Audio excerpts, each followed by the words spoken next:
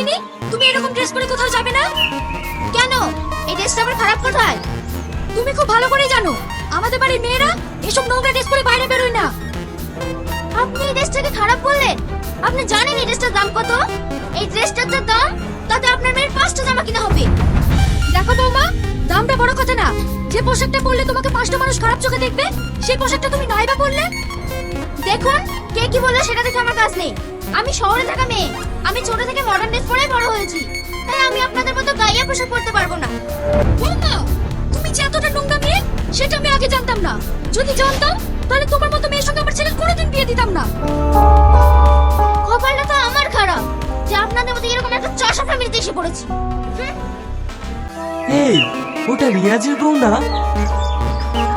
হ্যাঁ, রিয়াজ একটা হাফেজ সাহেব, তারপর এরকম পোশাক কেন? শহরের মেয়েকে বিয়ে করেছে, এরকম হবে না তো কেমন হবে?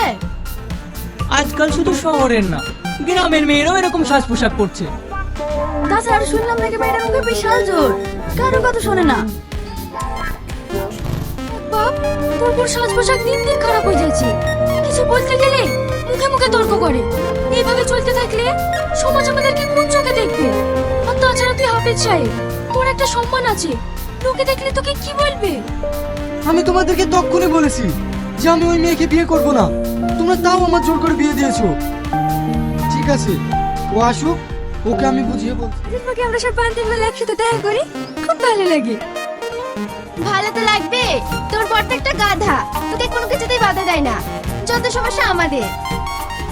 বাবা, আমার বর্তে নাই গাধা, তোর পর আবার কি সেটা তোর কথা উঠবাস করে? না রে, ও এখন ভীষণ চালাক হয়ে গেছে, কিন্তু ও জানে না আমি কি জিনিস। আমার সাথে বেশি চালাকি করতে আসলে চাইট করে দেবো। কি রে, তুই আবার মনে করে বসে কেন? তোর বলতে স্বামী কিছু বলেছে নাকি? না রে, ও কিছু বলে না, ও ঠিক আছে। যত জ্বালা হয়েছে আমার ওই শাশুড়িকে নিয়ে, আমি যাই করতে যাই তাতেই বাধা দেয়। তাহলে আবার সমস্যা কোথায়? মেন লোকটা তো ঠিক আছে। লে, অত ভেবে লাভ নেই, আমাদের দুদিনের পৃথিবী, এনজয় করতে হবে।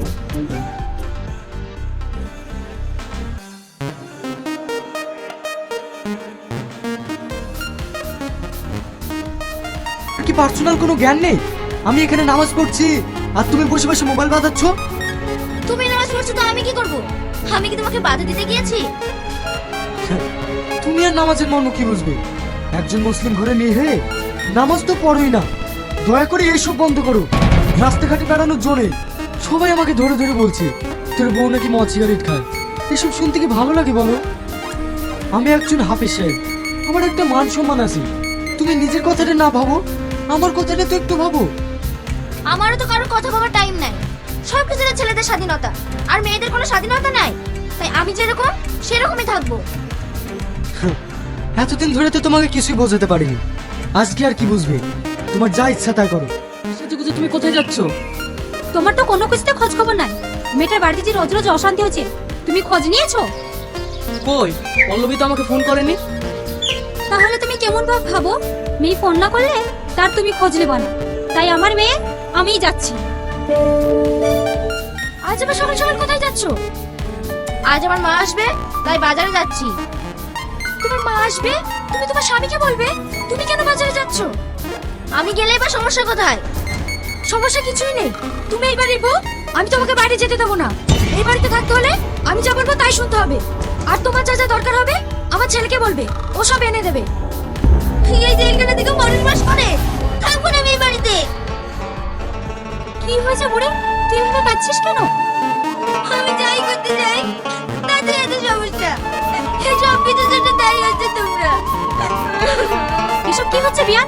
রোজ রোজ এইভাবে আমার মেয়ের সাথে ঝামেলা করেন কেন? দেখেন বাবু, আমরা একটা সাধারণ গ্রামে বাস করি, আমাদের একটা মান সম্মান আছে। আর আপনার মেয়ে নোংরা ড্রেস পরে যেখানে সেখানে চলে যায়, আর আমরা কিছু বলতে গেলেই আপনার মেয়ের কাছে খারাপ হয়ে যায়। ও বাচ্চা মেয়ে, ওর বয়সের বা কি হয়েছে? এখন করবে না তো কখন করবে? আপনার মতন বয়স হোক, ও ঠিক হয়ে যাবে। সে তো বয়স হলে কি হবে দেখতে পাচ্ছি। আপনারও তো বয়স হয়েছে, আপনি আবার কি পরিবর্তন হয়েছেন? যেমন মা তেমন মেয়ে। কি বললে? এরপরে তুই চুপ কর, বড়দের মতো কথা বলিস না। দেখিছো মা, দেখিছো, এরা তোমাকেও ছাড়ছে না।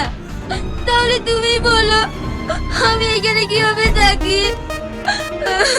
তোকে আর এখানে থাকতে হবে না, আমি এখনই তোকে এখান থেকে নিয়ে চলে যাব। চল। দেখেন বুবু, এটা আপনি ঠিক করছেন না। আপনি এইভাবে কেন নিয়ে যাচ্ছেন? ও এখন যা, ঠিক সময় হলে চলে আসবে। কখন আসলি? ভালো আছিস তো? দেখে বুঝতে পারছো না কেমন আছে? তোমার মেয়ে কি বলতে এসেছে সেটা শোনো। কি হয়েছে মা? আব্বা, আমি শ্বশুরবাড়ি থেকে চলে এসেছি। কেন? রোজ রোজ আমি আর ঝামেলা সহ্য করতে পারছি না। আমি আর ওই বাড়িতে যাব না। দেখ মা, স্বামীর সংসারে প্রত্যেকের ছোটখাটো একটু অশান্তি হয়, সেগুলোকে মানিয়ে নিয়ে চলাকেই সংসার বলে। দেখবি কিছুদিন পর সব ঠিক হয়ে যাবে।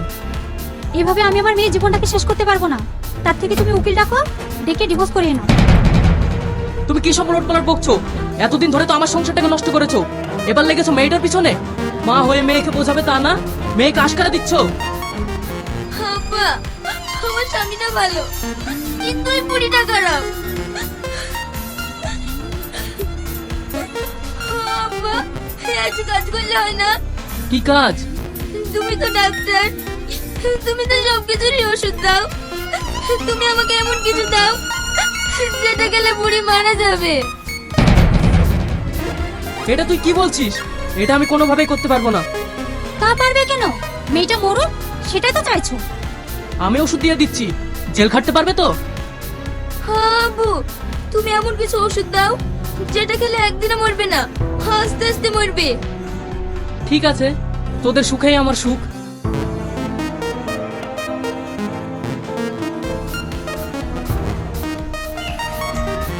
কি ব্যাপার, চলে আসলে যে? কেন, আমার বাড়ি আমি আসতে পারবো না বুঝি? সে তো পারোই। সূর্য আজ কোন থেকে উঠেছে, ব্যাপারটা আজ কেমন কেমন লাগছে না? সেটাই তো ভাবছি।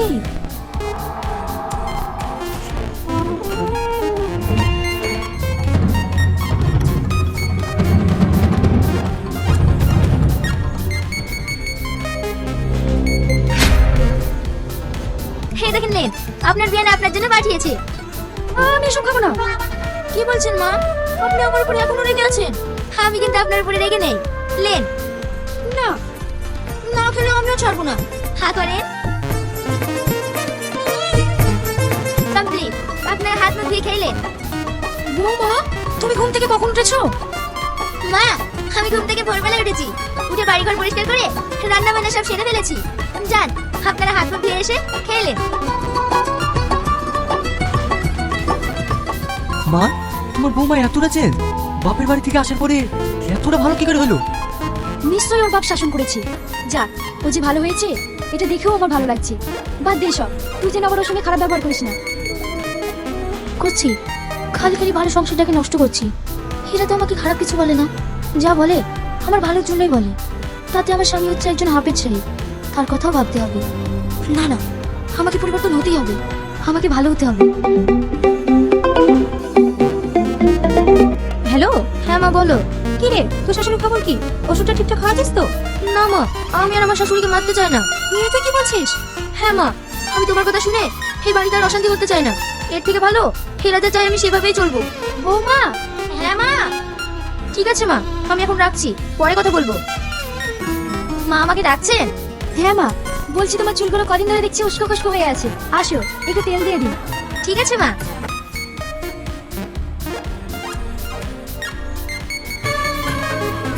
বৌমা, তুমি যে এতটা পরিবর্তন হয়ে গেছো এটা দেখে আমার খুব ভালো লাগছে। হ্যাঁ মা, আমি খুব অন্যায় করেছি, আপনাদের সাথে খুব খারাপ ব্যবহার করেছি।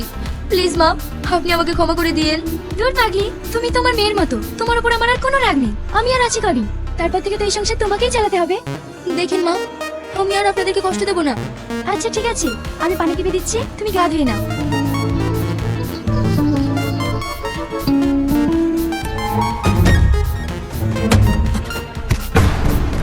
মা, মা, মা, কি হয়েছে তোমার? না, কথা বলছো না কেন?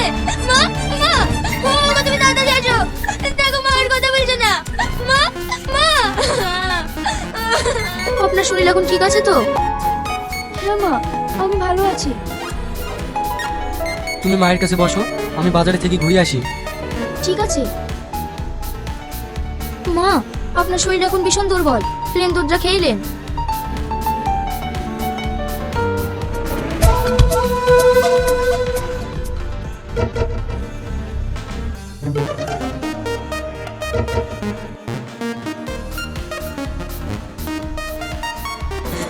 বৌমা, তুমি আমাকে কি খাওয়ালে?